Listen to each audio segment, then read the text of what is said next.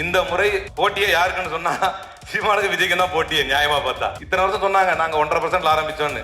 Mark my words, எழுதி வைத்துக் கொள்ளுங்கள். விஜயின் வருகைக்கு பின்னால் சீமானுடைய தனி மனித வழிபாடு சுக்குநூறாக உடையும்.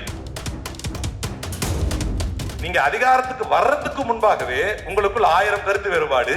சீமானே சொல்றாரு நீ இருக்காத என்ன விட்டு போயிடு அப்படிங்கிறார். காரணம் என்ன? அதிகாரத்தையே சுவைக்கல, வெறும் இந்த மேடை மயக்கம்தான். இப்படி தோத்து நிக்கிற கட்சியிலேயே 1000 முரண், 1000 பிரச்சனை. பிரதிநிதித்துவ அடிப்படையிலே 3வது பெரிய கட்சி காங்கிரஸ் கட்சி, தமிழ்நாட்டின் முதல் பெரிய கட்சி திமுக. எங்களுக்குள்ள 1000 கருத்து வேறுபாடு வரும், பேசுவோம், தொகுதி பங்கீடு ஏற்படும், அதுல இழுபறி கூட வர்றோம். அதுல வர்றது நியாயம். ஒண்ணுமே சாதிக்காத உங்களுக்குள் இவ்வளவு கருத்து வேறுபாடு வருதுன்னா வாய்க்கு வந்தபடி எதையாவது சொல்ல வேண்டியது. அங்க வேணா கஞ்சா வைத்துட்டு இருப்பான், அவன் பின்னால ஒரு திமுக எம்எல்ஏ இருப்பான். இங்க எவனாவது ஒரு பிள்ளைய இது பண்ணிட்டு இருப்பான், அதுக்கு பின்னால ஒரு திமுக எம்எல்ஏ இருப்பான். திரும்பவும் சொல்கிறேன், தமிழ்நாட்டில் தடை செய்யப்பட்ட குட்காவை விற்றதற்கு பின்னால் உங்கள் அமைச்சர் விஜயபாஸ்கர் இருந்தார். தெளிவா பதிவு வச்சு ஆட்சிக்கு வரணும், அதிகாரத்துக்கு வரணும். அதிகாரத்துக்கு நீங்க கேட்டா ஒரே வார்த்தை சொல்லிடுவீங்க, இதுக்கு தானே எம்எல்ஏ, இதுக்கு எம்பி, இதுக்கு எதுக்கு வரணும்? அப்ப எதுக்கு தேர்தல் வந்து நிக்கிறீங்க? எதுக்கு எல்லாருடைய உழைப்பை வீணடிக்கிறீங்க? நாடு நடத்துவதற்கு 2 கோடி 4 கோடி வசூல் செய்யக்கூடிய நீங்கள் தான் நாளைக்கு ஆட்சிக்கு வந்தால் இதே கோடிகள் என்ற கணக்கில் பேசுவீர்கள்.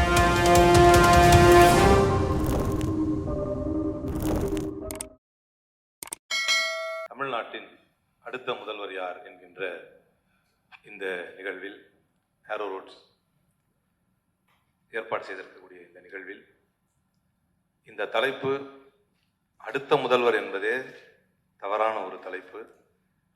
இதே முதல்வர் தான், ஒரே முதல்வர் தான், அது முத்துவேல் கருணாநிதி ஸ்டாலின் அவர்கள் தான். எனவே அடுத்த முதல்வர் என்ற வாதமே தவறானது. அதேபோல் எதற்கு அவரை தேர்ந்தெடுக்க வேண்டும்? தமிழ்நாட்டினுடைய தலைவர்களுடைய பட்டியலை எடுங்கள். இன்னைக்கு இங்க அமர்ந்திருக்கக்கூடிய ரெப்ரசன்டேட்டிவ்ஸே எடுங்க. அதிமுகவின் தலைவர் எடப்பாடி பழனிசாமி ஏற்கனவே சொன்ன மாதிரி பிள்ளையார் ஃபர்ஸ்ட் ஆரம்பிச்சார். எப்படி இருந்தாலும் கூட்டணிக்கு வந்துருவாங்க, எல்லாரும் வந்துருவாங்க. முதல்ல வந்து காங்கிரஸ் சொன்னார் எப்படிதான் எங்க கூட்டணிக்கு வந்துருவாங்க அப்படின்னு. அவருடைய கனவு பலிக்காம போச்சு. அதற்கு பிறகு விடுதலை சிறுத்தைகள் மேல ரொம்ப ஆர்வமா சொன்னார். அவர் ஒரு பெரிய போராளி, எப்படி இருந்தாலும் எங்கிட்ட வந்துருவாருன்னு. அவரும் வராம போயிட்டார். அதுக்கப்புறம் கொடி, இவரே அவங்க ஆளுங்களை வச்சு கொடி அசைக்க வச்சார். அசைக்க வச்சுட்டு அப்புறம் கொடி யாருமே வரல, பிள்ளையார் சொல்லி போட்டாங்க அப்படி இப்படின்னாரு, யாரும் வரல. அதுக்கப்புறம் பார்த்தா நம்ம அண்ணன் சீமான், அவரும் கனவு கண்டுகிட்டு தான் இருக்கிறாரு. இந்த முறை ரொம்ப கொஞ்சம் போட்டியே யாருக்குன்னு சொன்னா சீமானுக்கு விஜய்க்கு தான் போட்டியே நியாயமா பார்த்தா. இத்தனை வருஷம் சொன்னாங்க நாங்க 1.5% ஆரம்பிச்சோன்னு. இனி இவர் ஆட்சி அதிகாரத்தை பிடிப்பதற்கான அளவுக்கு இவர் அந்த பர்சன்டேஜை எட்டி இவர் என்ன ஆட்சியை பிடிப்பதற்கான ஒரு சூழல் எப்போது எட்டுவார், அதற்கு இவருக்கு எவ்வளவு வயசாகும் அப்படிங்கிறது ரொம்ப முக்கியமான ஒரு பாயிண்ட். அதை தாண்டி மார்க் மை வேர்ட்ஸ், எழுதி வைத்துக் கொள்ளுங்கள். விஜயின் வருகைக்கு பின்னால் சீமானுடைய தனி மனித வழிபாடு சுக்குநூறாக உடையும்.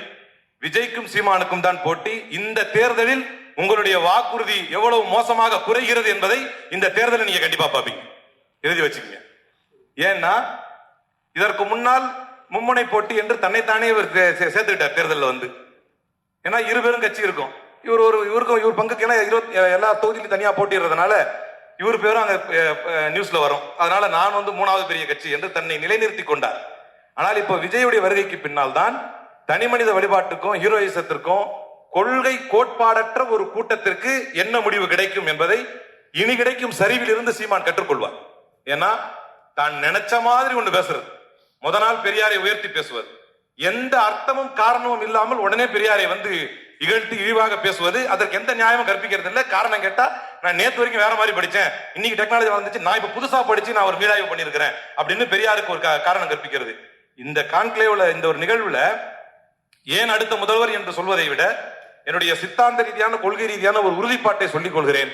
பெரியாரை தொட்டதற்காகவே சீமான் எவ்வளவு மோசமான ஒரு மண்ணை கவ்வப்போகிறார் இந்த தேர்தலில் என்பதை இந்த தேர்தலுடைய முடிவு நிச்சயமா காட்டும். பெரியாரை தொட்டதற்காகவே இது ஒன்று. அப்ப அவர் சொன்னாரு எதனால் வந்து இந்த இப்ப அவர் அதிமுக பேசும்போது நிறைய சொன்னார். அப்படி ஆயிருச்சு, பெண்களுடைய இருக்கிறதுலேயே ஒர்க்கிங் உமன் ஃபோர்ஸுடைய பார்ட்டிசிபேஷன் 42% இருக்கிற ஒரே மாநிலம் இந்தியாவில் தமிழ்நாடு என்பதை நீங்கள் மறந்துவிட. பாதுகாப்பு இல்ல, போக முடியல அப்படின்னா எப்படி வேலைக்கு போவாங்க பெண்கள்? ஒர்க்கிங் உமன் ஃபோர்ஸுடைய பார்ட்டிசிபேஷன் 42% இருக்கிற மாநிலம் தமிழ்நாடு. என்சிஆர்டி ரிப்போர்ட் எடுங்க. போக்சோ கேசஸ் நிறைய ரெக்கார்ட் ஆயிருக்கு, உண்மை. அதுக்கு மீனிங் என்ன? சிறு குழந்தைகள் 18 வயதுக்கும் கீழே இருக்கக்கூடிய குழந்தைகளுக்கு நடக்கக்கூடிய குட் டச் பேட் டச்சை கரெக்டா ரெக்கார்ட்ல கொண்டு வரணும் என்கின்ற விழிப்புணர்வு பெற்று அது சம்பந்தமான வழக்குகள் அதிகம் பதிவு செய்யப்பட்டதனால் அதிகமான போக்சோ வழக்குகள் வந்தது. இப்ப உதாரணத்துக்கு அதிகமான போக்சோ வழக்கு வந்தது காரணம் திமுக ஆட்சியில நிறைய பெண்களுக்கு எதிரான குற்றம் அதிகமாயிருச்சு என்பது காரணம் என்றால் ஒர்க்கிங் உமன் பார்ட்டிசிபேஷன் அதிகமாயிருக்கு. இது லாஜிக்கல் டிமாண்ட். அங்க அது குறைஞ்சிருக்கணும் நியாயமா பார்த்தா. அங்க அது இன்க்ரீஸ் ஆகுது, இங்க இது இன்க்ரீஸ் ஆகுதுன்னா இதை பதிய வைக்கக்கூடிய விழிப்புணர்வு தமிழ்நாட்டில் திராவிட மண்ணில், பெரியார் மண்ணில், விழிப்புணர்வு மண்ணில், சமூக நீதி மண்ணில் இன்றைக்கு பெண்கள் அதிகமாக வேலைக்கு செல்லக்கூடியவர்களாக இருக்கிறார்கள். அவர்களுக்கு எதிராக நடக்கக்கூடிய குற்றச்சாட்டுகளை பதிய வைக்கக்கூடிய விழிப்புணர்வு மாநிலமாக இந்த மண் இருக்கிறது. முத்துவேல் கருணாநிதி ஸ்டாலினுடைய ஆட்சியில் அப்படிப்பட்ட ஒரு சிறந்த ஆட்சி விளங்கி கொண்டிருக்கிறது. வாய்க்கு வந்தபடி எதையாவது சொல்ல வேண்டியது. அங்க வேணா அவன் பின்னால ஒரு திமுக எம்எல்ஏ இருப்பான், இங்க எவனாவது ஒரு பிள்ளை அதுக்கு பின்னால ஒரு திமுக எம்எல்ஏ இருப்பான். திரும்பவும் சொல்கிறேன், தமிழ்நாட்டில் தடை செய்யப்பட்ட குட்காவை விற்றதற்கு பின்னால் உங்கள் அமைச்சர் விஜயபாஸ்கர் இருந்தார் என்பது சிபிஐ வழக்கு. தெளிவா பதிவு வச்சுக்கோங்க. சிபிஐ வழக்குல அப்படி இருக்கா ஏதாவது ஒண்ணு? இந்த எம்எல்ஏ வித்தார், அந்த எம்எல்ஏ வித்தார். இப்ப சொன்னா என்ன பண்ணுவாங்க? நீ வித்தியான்னு கேட்ட அவனை வித்தியான்னு கேட்கற. அது இல்ல, ஸ்டாட்டிஸ்டிக்கலா ப்ரூவ் பண்ணுங்க எத்தனை பர்சன்டேஜ் ஆயிருக்கு. அப்ப சொன்னார் என்ன முரண்பாடில் 10 சீட்ல முரண்பாடு, 10 சீட்ல முரண்பாடுங்கிறார். அதாவதுன்னு ஆட்சிக்கு வரணும், அதிகாரத்துக்கு வரணும், அதிகாரத்துக்கு நீங்க கேட்டா ஒரே வார்த்தை சொல்லிடுவீங்க, இதுக்கு தானே எம்எல்ஏ, இதுக்கு எம்பி, இதுக்கு எதுக்கு வரணும்? அப்ப எதுக்கு தேர்தல் வந்து நிக்கிறீங்க? எதுக்கு எல்லாருடைய உழைப்பை வீணடிக்கிறீங்க?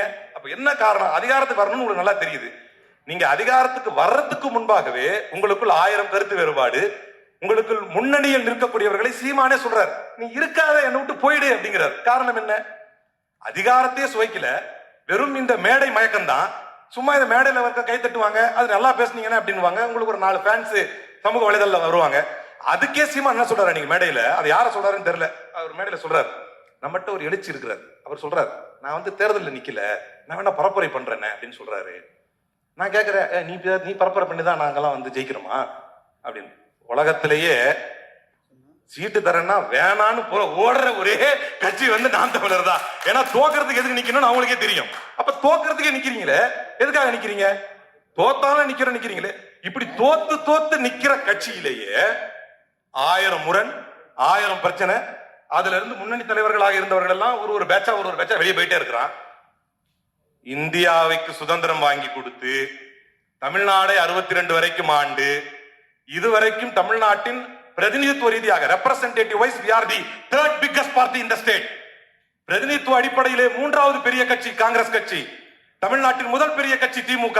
எங்களுக்குள்ள 1000 கருத்து வேறுபாடு வரும், பேசுவோம், தொகுதி பங்கீடு ஏற்படும், அதுல இழுபறி கூட வர்றோம். அதுல வர்றது நியாயம். ஒண்ணுமே சாதிக்காத உங்களுக்குள் இவ்வளவு கருத்து வேறுபாடு வருதுன்னா, ஒண்ணுமே பண்ணாதவங்க நீங்க சொல்றீங்க கோடிக்கணக்கில் இவங்க பண்ண என்ன பண்ண போறாங்க? நீங்க கூட தான் பேசுறீங்க 2 கோடி வாங்கி மாநாடு பண்ணணும், 4 கோடி வாங்கி மாநாடு பண்ணணும். மாற்றத்துக்காக நீங்க நடத்துற எதுக்கு வசூல் பண்ணி அவ்வளவு பெரிய மாநாடு நடத்துறீங்க? பொருளாதாரம் இல்லாம உங்களால மாநாடு நடத்த முடியலையே. மாநாடு நடத்துவதற்கு 2 கோடி 4 கோடி வசூல் செய்யக்கூடிய நீங்கள் தான் நாளைக்கு ஆட்சிக்கு வந்தால் இதே கோடிகள் கணக்கில் பேசுவீர்கள்.